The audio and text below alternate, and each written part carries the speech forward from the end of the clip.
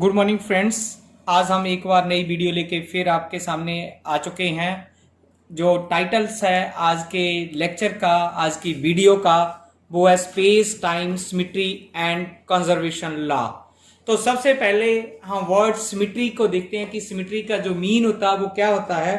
हम जनरली जो सिमेट्री है वो हम मैथ में पढ़ते हैं, मैथमेटिक्स में पढ़ते हैं, पर यहाँ हम मैकेनिक्स में भी सिमेट्री को पढ़ते हैं। तो सिमेट्री का अगर जनरल ब्रॉड वे में मैं मीनिंग्स देखता हूं तो उसका मतलब होता है अनचेंज, सिमिलरिटीज, इक्विवेलेंस या एग्रीमेंट्स, हार्मोनीज। ये सारे जो वर्ड्स हैं वो सिमेट्री को रिप्रेजेंट्स करते हैं।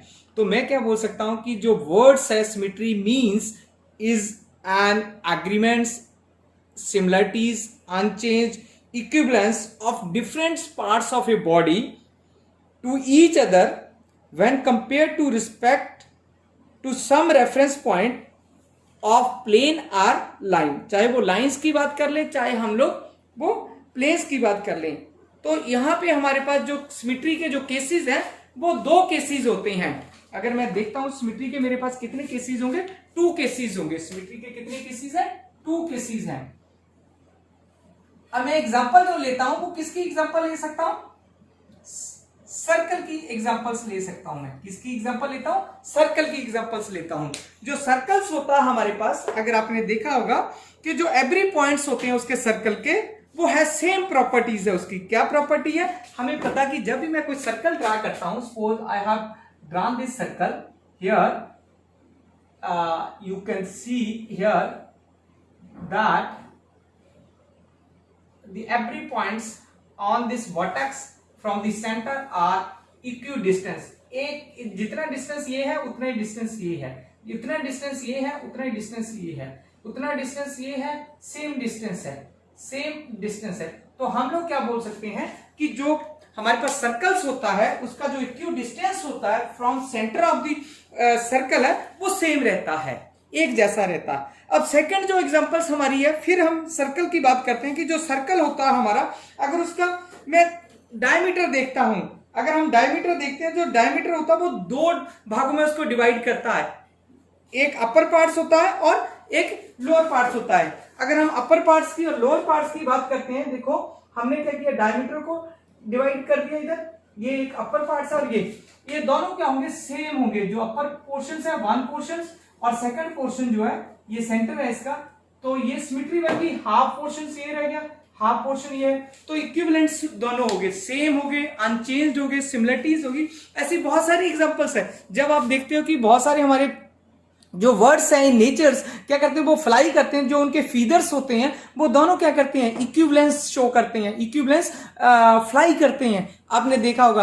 अब बहुत सारे ऐसे, चाहे वो लाइंस की बात कर लें हम लोग, चाहे वो रोटेशन सिमेट्री की बात कर लें, चाहे वो रिफ्लेक्शन सिमेट्री की बात कर लें, चाहे वो ट्रांसलेशन सिमेट्री की बात कर लें। वैसे ये सारी चीजें हमने पिछले वीडियो में पढ़ी है, पर फिर भी हम लोग क्या करते हैं, वहां से हमने देखा कि कोई भी चीज है, अगर मैं उसको इक्वल डिवाइड्स में करता हूं, ये वर्टिकल कोई सिस्टम है मेरे पास, इसको तो मैं इस वे में इसको डिवाइड किया, तो ये मेरे पास वर्टिकल्स में सॉरी हॉरिजॉन्टल में, तो दोनों ये डिवाइड कर दिया, इक्वल पार्ट्स आ गए, तो सेम सिमेट्री आती है मेरे पास। तो ऐसे हम लोग सिमेट्री को पढ़ सकते हैं। ये जस्ट हमने मैथ में भी पढ़ा, और सिमेट्री जनरली हमारी डेली लाइफ में बहुत इंपॉर्टेंस रोल प्ले करती है।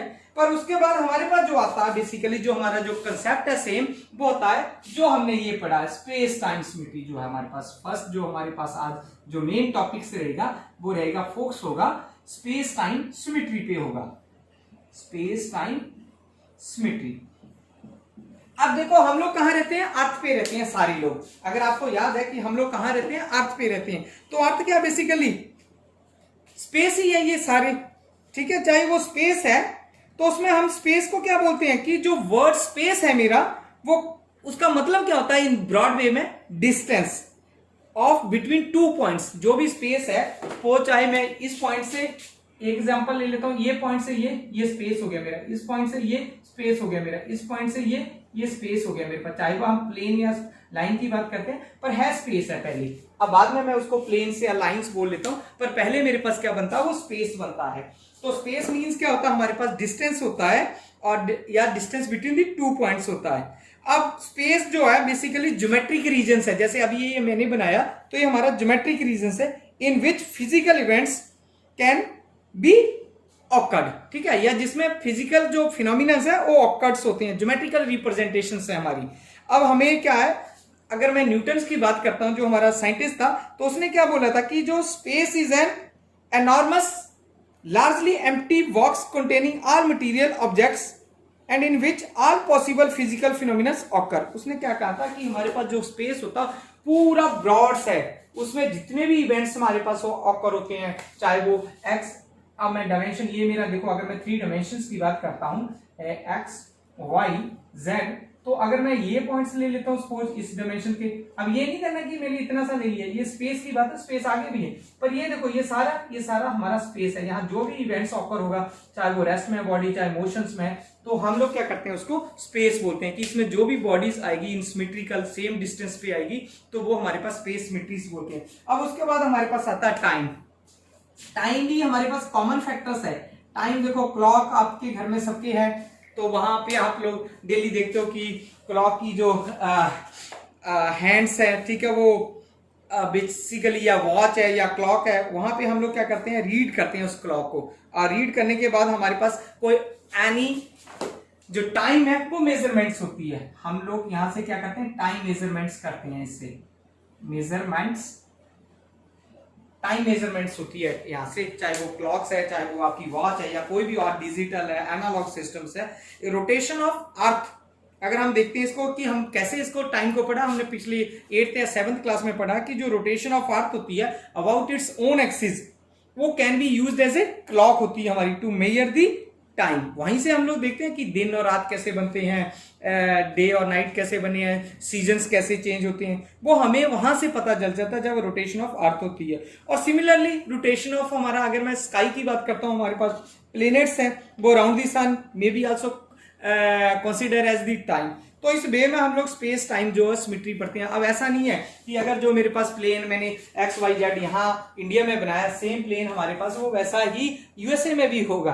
अगर मैं क्या करता हूँ, टाइम यहाँ मेजर कर रहा हूँ, ठीक है, वही सेम क्लॉक हमारा जो टाइम मेजर करेगा यूएसए में, ऑस्ट्रेलिया में, न्यूजीलैंड में और फ्रांस में, जर्मनी में, वो भी करेगा, ठीक है, वो डिफरेंस रहता है टाइम का, ठीक है, पर वहां ऐसा नहीं है कि टाइम को वो स्पेस बोलेंगे और स्पेस को टाइम बोलेंगे, ऐसा नहीं होता है, ठीक है। अब उसके बाद हम लोग क्या पढ़ेंगे, जो प्रॉपर्टीज होती है वो पढ़ेंगे, स्पेस की जो प्रॉपर्टीज है वो पढ़ते हैं हम लोग। स्पेस प्रॉपर्टीज में हमने क्या किया, सबसे पहले क्या देखा है कि उसकी 3-4 प्रॉपर्टीज, मैंने 5 प्रॉपर्टीज जो है लिस्ट किया ऑन दी बोर्ड्स, पर बहुत सारी और भी प्रॉपर्टीज है, मैंने कॉमन सी जो हम यूज करते हैं वो प्रॉपर्टीज ली है। अगर as you know that Newton says that space and absolute, Newton ने क्या कहा था कि जो मेरा स्पेस है वो एब्सोल्यूट है, स्पेस मेरा क्या है, एब्सोल्यूट है। अब सबसे पहले वर्ड जो एब्सोल्यूट आया, इसके बारे में मुझे समझना पड़ेगा कि एब्सोल्यूट क्या होता है। अब absolute space mean its own nature, इसका मतलब क्या होता है कि इसकी अपनी कोई नेचर्स होगी, इट्स ओन नेचर। अब ये कैसी नेचर होगी, किस वे में ये नेचर की बात कर रहा है, तो हम लोग क्या बोल रहे हैं, we can say that, yeah, Newton says that space is absolute in its own nature without relation to anything external, remains always similar and immovable। अब देखो ये लाइन तो उसने बोल दी, इस लाइन में बहुत बड़ा आंसर छिपा हुआ है, बहुत सारी मीनिंग छुपे हुए, बहुत सारे स्टूडेंट्स ये क्वेश्चन भी पूछेंगे, मुझे पता है कि external remains always similar and immovable का सर मतलब बताओ।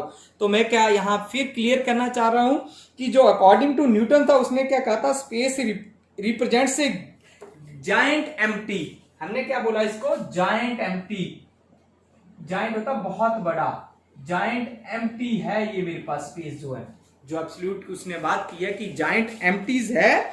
अब giant empties box which contains material objects where in physical phenomena takes place. एक बहुत बड़ा बॉक्स है, एम्प्टी बॉक्स है, स्पेस जो उसने बोला, उसमें कोई भी मटेरियल ऑब्जेक्ट्स है, वो क्या करता है, कोई भी फिनोमिना ऑकर्स हो सकता है उसमें, चाहे मोशन का है, चाहे रेस्ट का है, चाहे मूवेबल है, चाहे इमूवेबल्स है।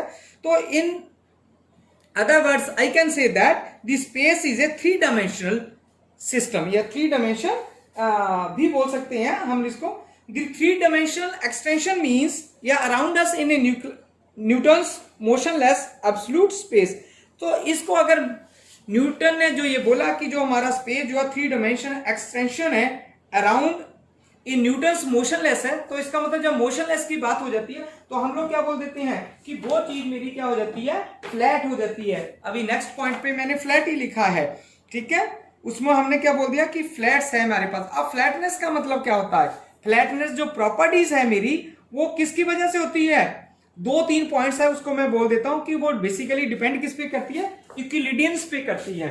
जो यूक्लिडियन ज्योमेट्री है हमारे पास, यूक्लिडियंस ज्योमेट्री है उस पे डिपेंड करती है कि जो भी रोटेशंस है, जो भी उसकी रोटेशन है, चाहे वो एक्स में है एक्सपेरिमेंट आप परफॉर्म कर रहे हो, चाहे वाई में परफॉर्म कर रहे हो, चाहे जेड में परफॉर्म कर रहे हो, तो उसका हमें कोई मतलब नहीं फर्क पड़ता, वाई जेड। अब इसको मैंने क्या कर लिया, रोटेशन कर लिया, एक्स कर लिया, इसको वाई कर लिया, इसको जेड कर लिया, फिर इसको मैंने जेड कर लिया, इसको मैंने एक्स कर लिया, इसको मैंने वाई कर लिया, तो इसका रोटेशन में हमें कोई भी फर्क नहीं पड़ता। जब हम इस चीज की बात करते हैं, फ्लैटनेस की बात करते हैं, तो स्पेस इज इक्विलिडियंस या फ्लैटनेस भी बोल देते हैं। It means that if 3 points from a right angle triangle in space, then the 3 sides of the triangle are related by the Pythagorean theorem। जो पाइथागोरस थ्योरम है उसके द्वारा हम लोगों ने प्रूव भी किया कि अगर मेरे पास कोई राइट एंगल ट्राइंगल्स है, तो देखो अगर मेरे पास ये परपेंडिकुलर्स है और ये मेरे पास बेस है, ये मेरे पास हाइपोटेन्यूज है, तो हमने क्या देखा कि this is equal to this is, तो देखो ये दोनों बराबर हो गए हैं। तो ऐसे हम लोगों ने क्या बोल दिया कि, या न्यूटन ने क्या बोला था कि जो हमारा स्पेस है वो इक्विलिडियंस है, which means that if 3 points form a right angle triangles in space, then the 3 sides of this triangle are related by Pythagorean theorem या पाइथागोरस थ्योरम बोलते हैं हम इसको। तो this is called the flat surface, इसको हम लोग flat surface भी बोल देते हैं। अगर मैं मॉडर्न प्रॉपर्टी जो स्पेस की है वो हमें क्या बताती है, देखो ये मैंने क्लासिकल बात की है, न्यूटनियंस भी हम बात करें बीच बीच में। जो मॉडर्न प्रॉपर्टी ऑफ स्पेस है वो क्या बोलती है कि space is curved in the presence of mass and is not a flat. Modern definition ये बोल रही है कि space is curved in the presence of mass and is not flat, so it is curved like a spherical surface and if on this surface we draw a triangle, so Pythagoras theorem is not applicable on these points। next points भी हम लोग बोल सकते हैं कि the shortest distance between any 2 points in the flat space is a straight lines, वो curve नहीं होगी। कर्व में क्या होगी, ये पॉसिबल नहीं है जो मैं अभी लाइंस बोल रहा हूं कि अगर हमारे पास कोई शॉर्टेस्ट डिस्टेंस लेते हैं हम बिटवीन 2 पॉइंट्स, वो फ्लैट्स होगा या स्ट्रेट लाइंस होगी। जैसे हमने ज्योमेट्री के नीचे एक लाइंस लगाई है वो फ्लैट होगी या स्पेस स्ट्रेट लाइंस होगी, पर कर्व में ऐसा कुछ नहीं होता है। The sum of the 3 angles of a triangles formed by these lines is always 180 degree. अगर हम इसकी बात करते हैं कि ये जो एंगल्स है, अगर ये एंगल जोड़ू मैं, ये एंगल ऐड करता हूं, सम करता हूं, तो इन सब का जो एंगल्स होगा वो कितना होगा, मेरे पास 180 डिग्री होगा। तो ये भी हमें वहां से पता चल जाता है कि 180 जो डिग्री एंगल्स है वो इस वे में हमारे पास प्रूव हो जाता है। जो नेक्स्ट पॉइंट आता है वो बहुत इंपॉर्टेंट है, क्योंकि हमने बाद में भी एक स्पेशल थ्योरी ऑफ रिलेटिविटी पढ़ना है, तो यहां भी हमारे पास क्या है, हम एक पॉइंट्स पढ़े, प्रॉपर्टी पढ़े स्पेस की कि फ्री स्पेस इज होमोजीनियस या लीनियर यूनिफॉर्मिटी भी हम इसको बोलते हैं। कई कई जगह हमने क्या इसका नाम दिया, लीनियर फॉर्मिटीज, यूनिफॉर्मिटीज, या हम इसको बोलते हैं होमोजेनिटी ऑफ स्पेस भी बोलते हैं, या ऐसा भी बोलते हैं free space is homogeneous. So how we can say that कि इट इज होमोजीनियस। हम क्या करते हैं, डिस्टिल्ड वाटर लेते हैं किसी एक वेसल में, ठीक है, हम बोल देते हैं कि वो जो वेसल में हमने वाटर लिया डिस्टिल्ड, वो होमोजीनियस है थ्रू आउट उसमें, ठीक है, चाहे आपने कोई भी टब ले लिया, चाहे ग्लास ले लिया, चाहे वेसल्स कोई भी किसी भी शेप का ले लिया, तो homogeneity of free space is something similar at homogeneous space है similar property at every point. देखो होमो का मतलब ही सेम होता है हमारे पास, अगर आपको पता है कि होमो का मतलब सेम है, तो हमारे पास जो प्रॉपर्टीज होगी सिमिलर होगी eight every point inside the vessel. जो भी आपने वेसल लिया उसमें एक जैसी प्रॉपर्टी है। If we want to perform an experiment in 2 coordinate system placed at some distance from each other, अब उसके बाद जो हमारे पास परफॉर्म आता है इन वन सिस्टम है वो एग्जैक्टली सेम होगा दूसरे किसी और सेकंड जो कोऑर्डिनेट सिस्टम है उसमें। जैसे मैंने क्या बोला था कि चाहे आप इस कोऑर्डिनेट सिस्टम में आप लोग कर सकते हो चाहे इसकी रोटेशन कर दो, एक्स वाई जेड को चेंज कर दो, चाहे इसको चेंज कर दो, तभी आपका जो एक्सपेरिमेंट परफॉर्म होगा, जो उसके रिजल्ट्स होंगे, जो ऑब्जर्वेशंस होगी, जो मेजरमेंट्स होगी, वो ऑलवेज इक्वल होंगी, ऑलवेज सेम होगी। अगर सेम होगी तो what does this mean? It means that the laws of physics have same form in the coordinate system translated with respect to each other। या मैं ऐसा भी बोल सकता हूं कि all the laws of physics are same in everywhere। मैं दूसरे शब्दों में ऐसा भी बोल सकता हूं कि all the laws of physics are same in everywhere। everywhere का मतलब है in free space, in space की बात कर रहा हूं। अगर वो सारे hold good होते हैं, so the homogeneity of space means the translational invariance of the property of space। So if we are moving, if we want to go on moving along one direction in free space, it looks uniform and its property does not change at any point along that line। So the homogeneous space is linearly uniform। इसी करके हम लोग बोल देते हैं कि जो हमारा homogeneous space है वो linearly uniform है। इसका नाम तभी हमने बोला था linear uniformities। अब homogeneous space जो possesses same properties करता है एवरीवेयर, ये बार बार मैं बोल रहा हूं, चाहे वो potential energy between two interacting particle है, will be same if be made from two different inertial frames. अभी इनर्शियल फ्रेम जो है हम लोग लास्ट चैप्टर में पढ़ेंगे, दो टाइप के हमारे पास फ्रेम्स होते हैं, एक इनर्शियल फ्रेम ऑफ रेफरेंस होता है, एक non inertial frame of reference होता है। एक स्टूडेंट्स ने मेरे से क्वेश्चन भी पूछा था, शायद आपकी क्लास का जो बच्चा था, वो बोलता सर इनर्शियल और non inertial frame of reference क्या होते हैं? मैंने वैसे जनरल बोल दिया कि inertial frame of references are those references which hold the laws of physics are hold good, the velocity of the light is same everywhere। ठीक है, मैंने ऐसे कुछ पॉइंट्स उसको दिए थे, पर फिर भी हम लोग जब चैप्टर पढ़ेंगे तो उसको डिटेल्ड स्टडी वहां पे डिस्कस करेंगे।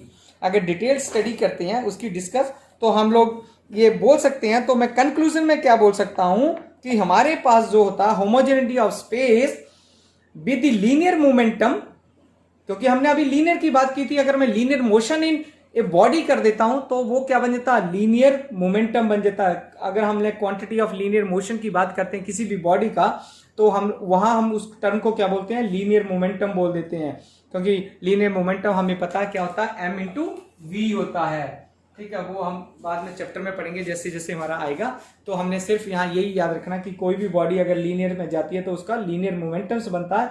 तो होमोजेनिटी ऑफ स्पेस जो है, if concerned with the linear momentum, and it is natural to expect that from this property we may derive the law of conservation of linear momentum। हम पढ़ेंगे, देखो आगे हमारा आर्टिकल भी यही है, टाइटल भी कंजर्वेशन लॉ।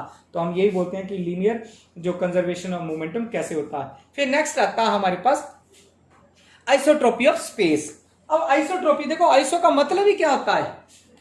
आइसो का मतलब ही सेम होता है। ट्रोपी मीन्स होता है डायरेक्शन, एन आइसोट्रोपिक डायरेक्शन। जब हम सिक्स सेमेस्टर में, फिफ्थ सेमेस्टर में पढ़ेंगे तो हम एक वहाँ बहुत आर्टिकल्स पढ़ते हैं कि जो सॉलिड स्टेट फिजिक्स होती है उसमें जो क्रिस्टलाइंस होते हैं वो they are in isotropic in natures होते हैं। आइसोट्रोपिक का मतलब ही क्या है? सेम डायरेक्शन, एक ही डायरेक्शन में जाएंगे। हम लोग आइसोट्रोपी ऑफ स्पेस यहाँ पढ़ रहे हैं। तो आइसोट्रोपी ऑफ स्पेस का मतलब क्या होता है हमारे पास कि uniformity in all direction, same directions है। Iso means same, tropian means directions. तो इसका मतलब हो गया कि सेम डायरेक्शन है, यूनिफॉर्म डायरेक्शन है। So one can say that if one direction in space is good as any other direction. ठीक है, जब एक डायरेक्शन है, चाहे वो नॉर्थ की बात कर लो, देखो मैं इस तरफ जाता हूं तो मुझे ये अच्छी डायरेक्शन लगती है, आप इस तरफ जाते हो आपको ये डायरेक्शन अच्छी लगती है, आप इस तरफ जाते हो तो आपको ये डायरेक्शन लगती है। मुझे अगर कोई इस डायरेक्शन में जाता है उसको ये डायरेक्शन अच्छी लगती है। तो सबको जो है जो भी डायरेक्शन है वो कंफर्टेबल से रहती है in a good as well as other directions है। So space poses the property of isotropy, no direction can be differentiated from the other, या all directions are equivalent in free space. हम ऐसा भी बोल सकते हैं कि जितने भी हमारे पास डायरेक्शंस है वो इक्विवेलेंट है, सारी एक जैसी है। अब मैं बार बार नहीं एक एग्जांपल दूंगा कि हमने एक्सपेरिमेंट की बात बार बार कर रहे हैं कि चाहे जैसा भी एक्सपेरिमेंट आप परफॉर्म करते हो उसके रिजल्ट जो है वो सेम रहते हैं। अब जो लास्ट आता है हमारे पास स्पेस रिफ्लेक्शंस आता है। अब स्पेस रिफ्लेक्शन में क्या होता है कि अगर हमारे पास क्या करते हैं, हम कोई भी एक पॉइंट्स ले लेते हैं। यहाँ पे ये देखो पॉइंट्स P मैंने ले लिया, ठीक है, कोई भी एक एक्स वाई जेड एक्सिस आप कुछ भी ले सकते हो। अगर मैं इसके रिफ्लेक्शंस लेता हूं तो आपके पास हमने चैप्टर्स +1 +2 में पढ़ा रिफ्लेक्शंस का, सिमेट्री ऑफ रिफ्लेक्शन। तो हमारे पास क्या होता है, एक तरफ मैंने वाई डैश ले लिया, एक तरफ वाई ले लिया, ठीक है, एक तरफ x ले लो, चाहे एक तरफ x डैश ले लो, ठीक है, इसके जो रिफ्लेक्शंस हो वो इस तरफ हो जाएंगे, इसके रिफ्लेक्शन ये ऐसे, ये रिफ्लेक्शन सिमेट्री की मैं बात कर रहा हूं।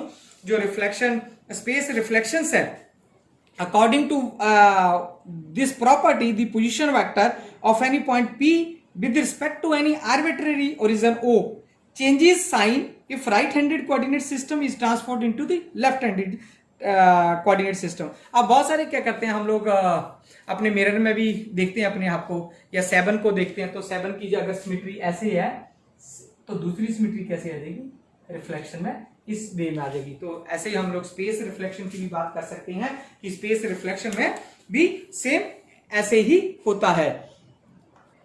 सो in the last in this video जो टाइम प्रॉपर्टीज है वो हम नेक्स्ट वीडियो में पढ़ेंगे, और उसके बाद टेलर थ्योरम होगी, और बाद में हमारे जो रिलेशंस होंगे फोर्स, पोटेंशियल एनर्जी या कंजर्वेशन लॉ वो नेक्स्ट वीडियोस में आएंगे। Hope you enjoy this video. Thank you very much.